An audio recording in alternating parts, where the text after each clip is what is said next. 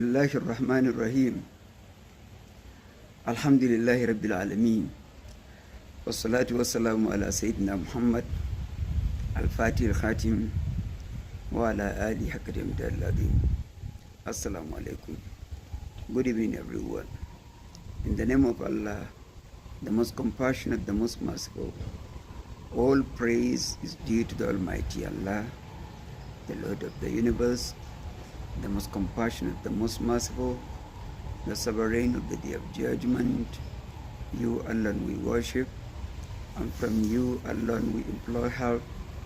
Guide us to the straight path, the path of those whom you have favored, neither of those who have incurred your wrath, nor of those who have gone astray. O Allah, maintain your praise persistently upon our chief and master Muhammad, the key to that which is closed, the seal to that which is past, the upholder of the truth by the means of truth, the proper guide to your straight path, and upon his family according to his eminence and his great honor. Assalamu alaikum. Once again, good evening everyone. I am back on my series of lectures on the topic, the Divine Mandate series.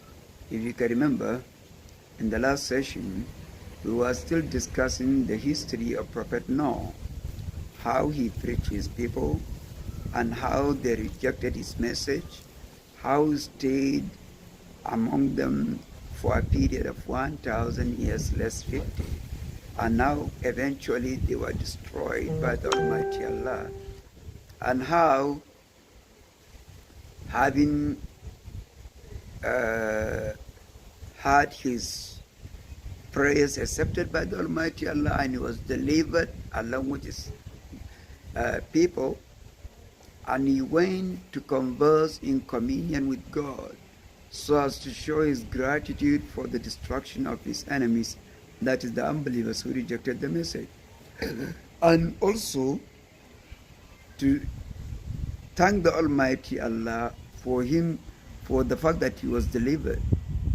And the Almighty Allah told him that although he made an inquiry, he inquired to know how, that is the wisdom behind destroying his child.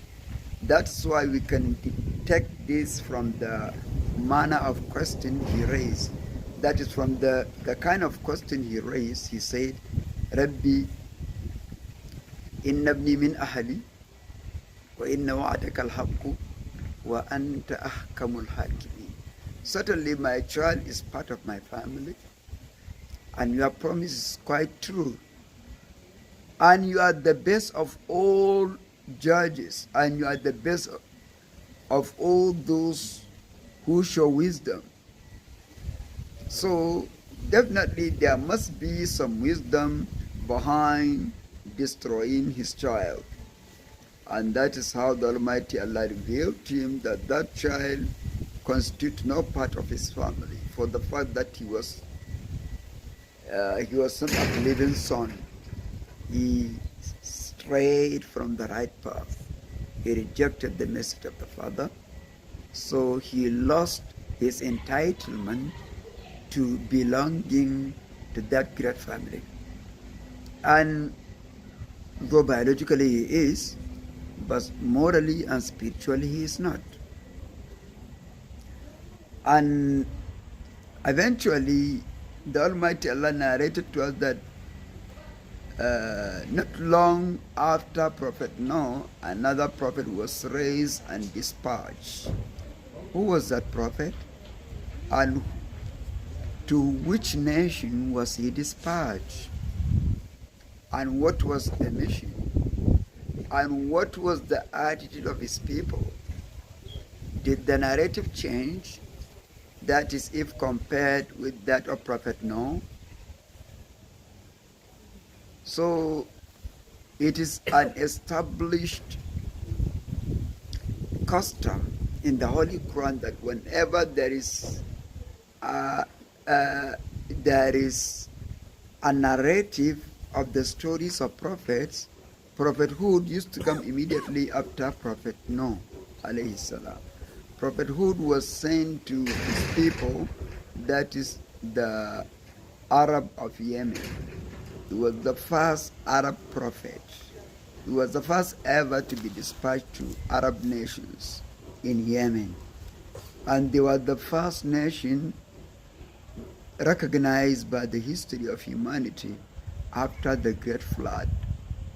After the Great Flood, the people of Noah, the prophet of Hud, were the first to receive the divine message. The Almighty Allah narrated the story in quite a number of passages, the first of which is the one cited in the chapter Surah Al-A'raf, where the Almighty Allah said, A'udhu billahi minash shaitanir rajim, wa ila adin akhahum hudan, qala ya qawmi ibudullaha ma lakum min ilahin ghayru.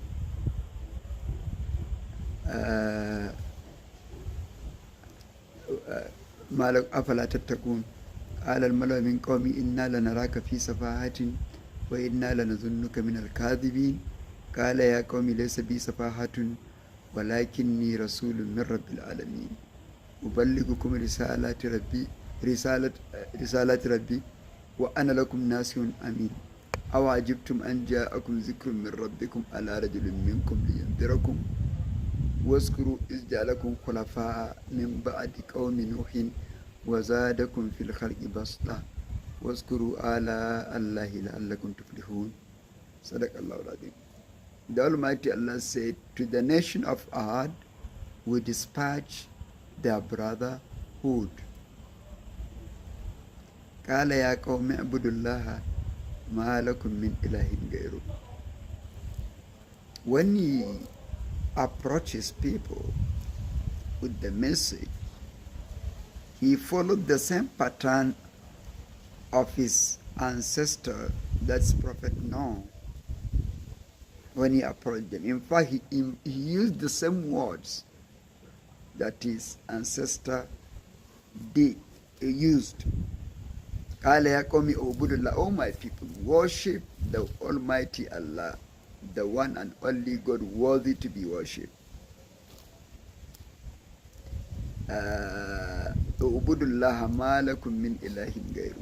For you don't have any other deity besides him. He is the only worthy, he is the only true God worthy of being worshipped. ما لكم من إله غيره.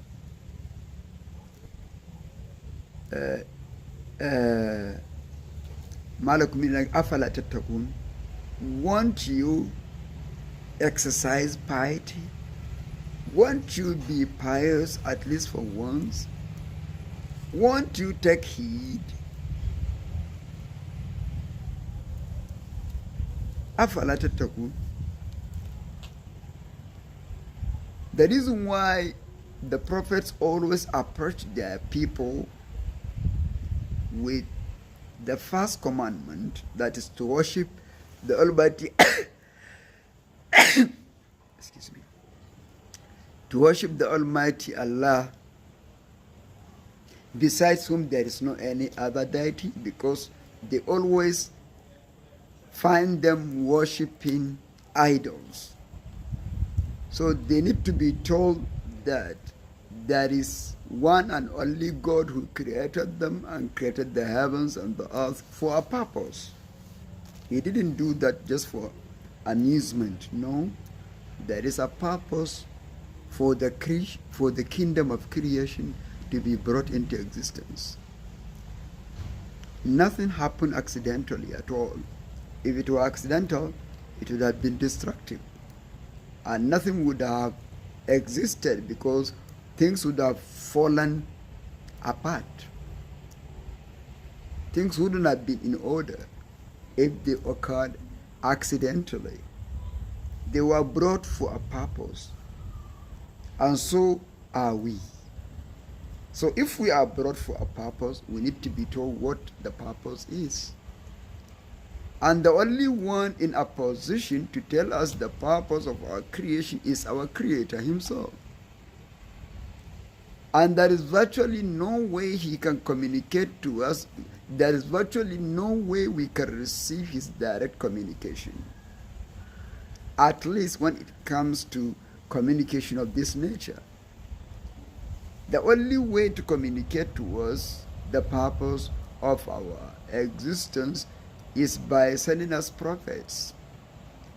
The prophets have to be mortal because the recipient too are mortals. If they are supernatural creatures, there wouldn't have been any conformity between them and us. So communication would be very difficult. Ubudullah, worship Allah, ma lakum min ilahin ghayr, for you don't have any other deity, any deity besides him, subhanahu wa ta'ala. Afala tattaqun. So what was the immediate response of his people? In the same way, the message did not in any way differ from that of Prophet Noah, so was the response of his people. Did not differ from the response of the people of Prophet Noah. And so is the class of the respondents. The respondents happen to be from the elite class. قال الملأ من قومه, members of the elites. And the same is true of the case of Prophet Noah. He got his first response from the members of the elite class. قال الملأ من قومه, قال الملأ الذين كفروا من قومه.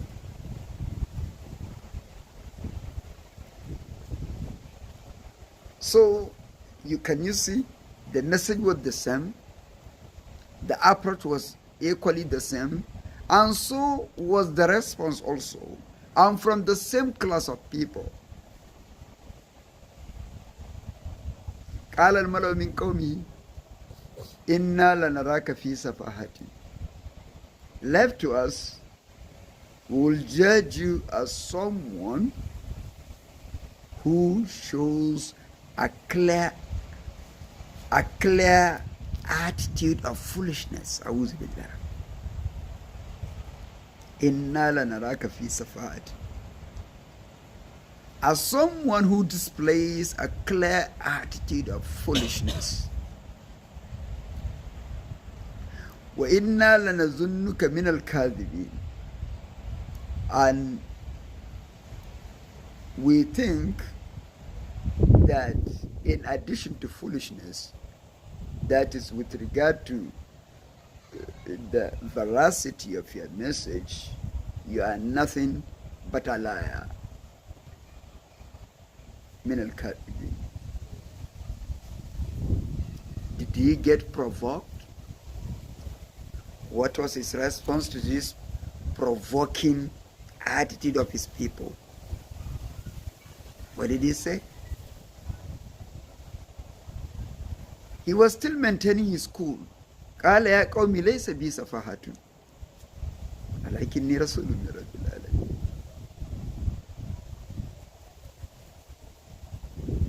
I have nothing to do with foolishness at all. My message has nothing whatsoever to do with foolishness.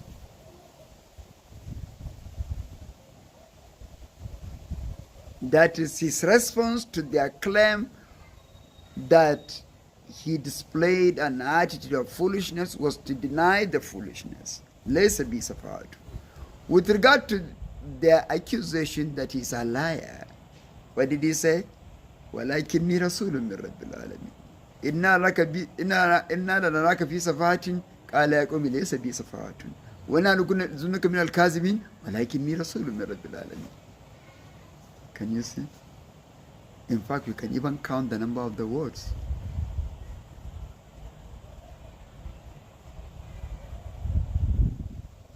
Very interesting engagement on the part of the Prophet, not on their part. I mean, his attitude to them was quite interesting. All he did was to respond to them in a very, in a manner that shows high sense of responsibility. وَلَكِنِّي رَسُولٌ مِّن رَبِّ الْعَالَمِينَ. As for your accusation that I am a liar, no. I am nothing but an apostle. I am only one of the apostles dispatched by the Almighty Allah. I am an apostle from the Lord of the universe.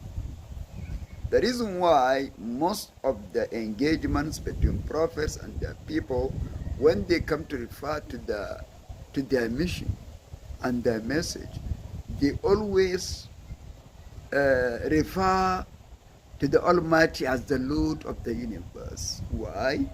Because the space within which we exist constitutes only a tiny part of the universe.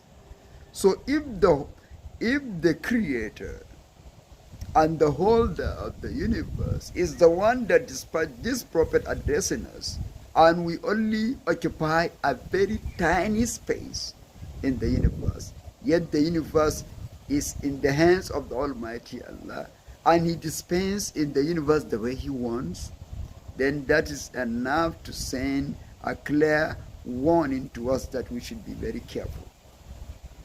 وَلَكِنِّي رَسُولٌ مِّنَ اللَّهِ. Instead of saying وَلَكِنِّي رَسُولٌ مِّنَ اللَّهِ, he said وَلَكِنِّي رَسُولٌ مِّن رَبِّ الْعَالَمِينَ. I am an apostle from the Lord of the universe.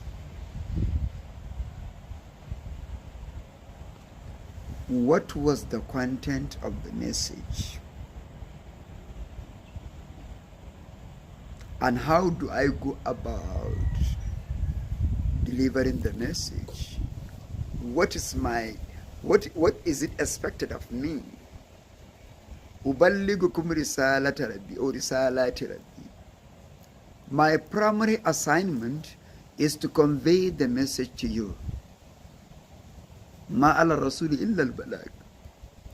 My primary assignment is to convey the message, to convey and deliver the message to you.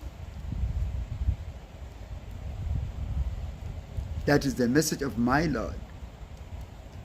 وَأَنَا لَكُمْ نَاصِحٌ أَمِينٌ. I am here to give you a very good counseling, and an honest one for that matter. And to be honest with you in counseling you. نَاصِحٌ أَمِينٌ. أَوْ عَجِبْتُمْ أَنْ جَاءَكُمْ ذِكْرٌ مِّن رَبِّكُمْ عَلَى رَجُلٍ مِّنْكُمْ لِيُنذِرَكُمْ. Are you rather surprised and astonished for the fact that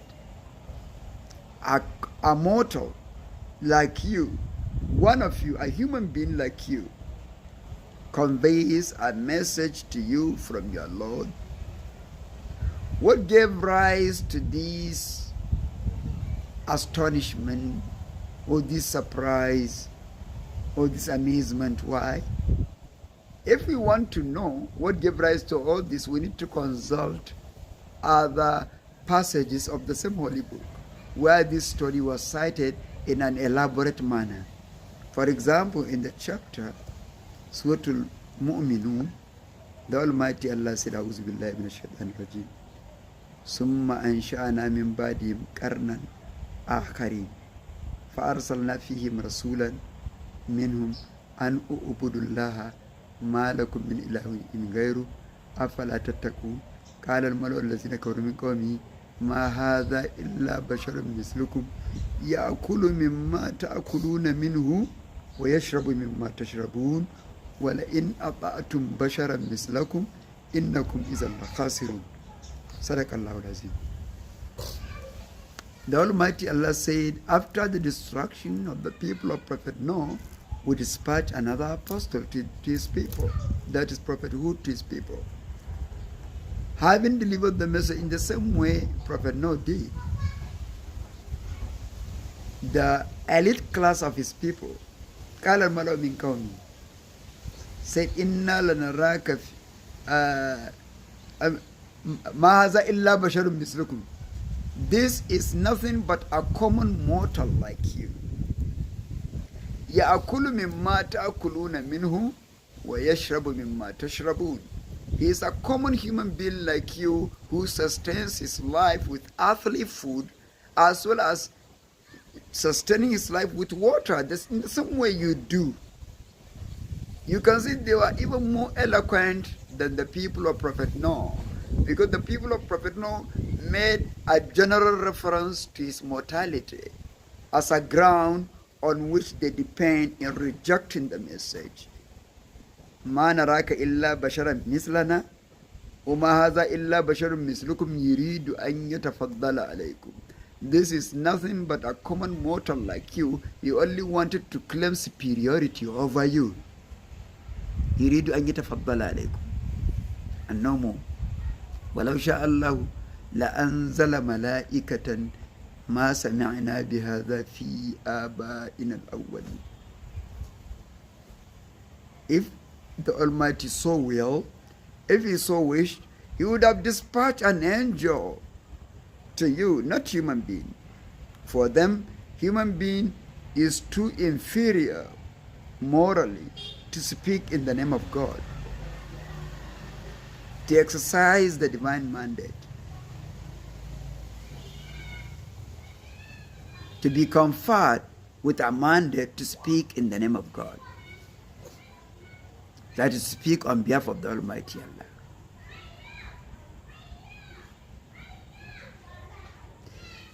So, you can see they made no reference to the fact that Prophet Noah used to support his body with earthly food, or he used to drink water, and so on and so forth. They were not so explicit, they were not so eloquent in their reference. But in the case of the unbelievers of prophethood, they were very eloquent, they were very explicit, they itemized, in fact, they made reference to certain things that prove the mortality of the prophet. That is, يَأْكُلُ مِمَّا تَأْكُلُونَ مِنْهُ. He eats the way you do. وَيَشْرَبُ مِمَّا تَشْرَبُونَ. He drinks the way you do.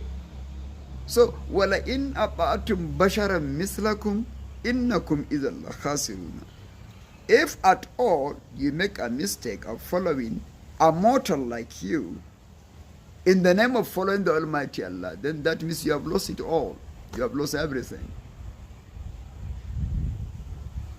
أَيَئِدُكُمْ أَنَّكُمْ إِذَا مِتُّمْ وَكُنْتُمْ تُرَابًا وَإِذَامًا أَنَّكُمْ مُخْرَجُونَ هَيْهَاتَ هَيْهَاتَ لِمَا تُوعَدُونَ.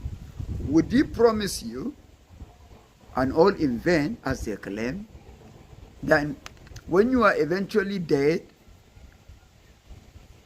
and turn into rotten bones,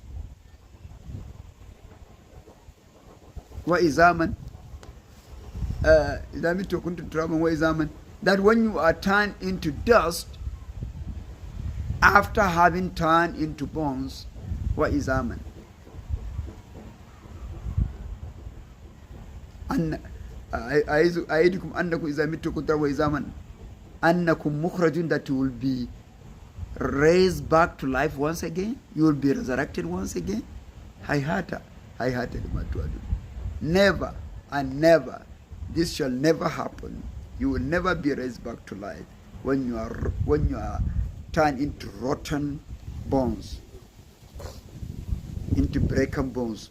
In some places, izaman warufatan.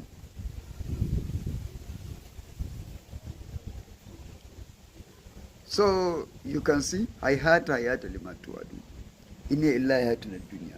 So that is why when he said, Awa ajibtum an ja'akum dhikrum min rabbikum ala rajulin minkum liyundhirakum, it was a response to this very argument they raised in the chapter Surah Al-Mu'minun by saying, Ma za illa bashar mislukum ya'kulu mimma ta'kuluna minhu wa yashrabu mimma tashrabun wa la in ata'tum basharan mislakum innakum idhan la khasirun.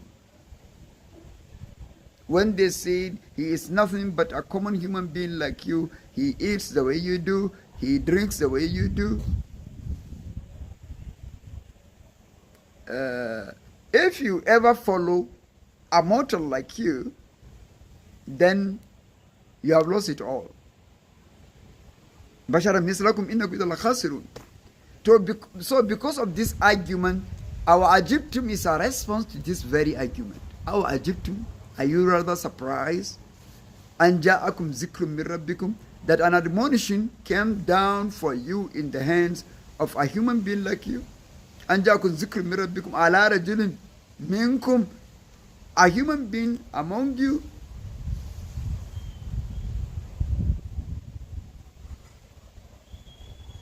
So that you may warn you, لينذركم ولتتقوا ولعلكم, so that you may eventually take heed and exercise piety. ولعلكم تتقون.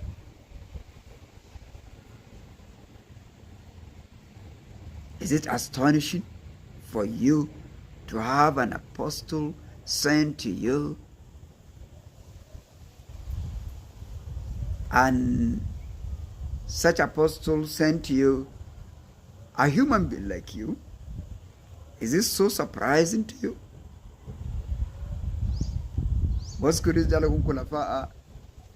Remember how the Almighty Allah appointed you as vicegerent after the destruction of the people of Prophet Noah. You are the first nation to be raised and receive a divine message. So you are the highest of the people of Prophet Noah. خلفاء من بعد قوم نوح وزادكم في الخلق بسطة, and the Almighty Allah increased you in size. That is that is, you are increased by size. That is the nature. That is the structure of your being is quite bigger than that of your predecessors who came before you. وَذَلِكُمْ فِي الْخَلْقِ بَسْطًا وَاذْكُرُوا آلَاءَ اللَّهِ لَعَلَّكُمْ.